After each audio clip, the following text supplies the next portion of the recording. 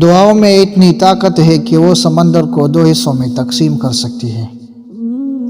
جیسے موسیٰ علیہ السلام کے لیے کیا تھا، ان میں اتنی طاقت ہے کہ وہ ایک قیدی کو بادشاہ بنا سکتی ہے۔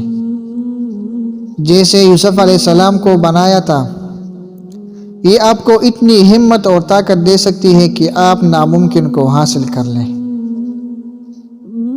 جیسے مریم علیہ السلام نے عیسیٰ علیہ السلام کو کیا تھا، یہ آپ کا تعاقب کرتی ہے اور آپ کو بے یار و مددگار نہیں چھوڑ دیتی۔ دعائیں تپتے سے حرام میں اللہ سے لے کر دکھاتی ہے۔ جیسے ہاجرہ نے لیا تھا اسماعیل علیہ السلام کے لیے، دعاؤں سے آپ ایک اچھی قوم کی بنیاد رکھ سکتے ہیں، جیسے ابراہیم علیہ السلام نے رکھی تھی۔ دعاؤں کے ساتھ ساتھ آپ تمام تر تکلیفیں اور ناانصافی برداشت کرنے کی صلاحیت پا سکتے ہیں۔ جیسے فرعون کی بیوی آسیہ کا ایمان کفر کے ایوانوں میں بھی سلامت رہا تھا۔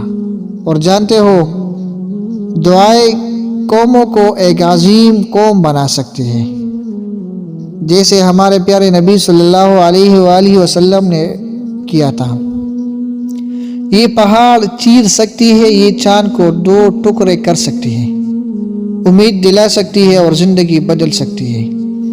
دعاؤں میں اتنی طاقت ہے کہ تقدیر کی سوکھی سیاہی کو دھو سکتی ہے اور اللہ کے حکم سے بے جان قلم کو واپس دعا کرنے والے کے حق میں لکھنے پر لگا سکتی ہے۔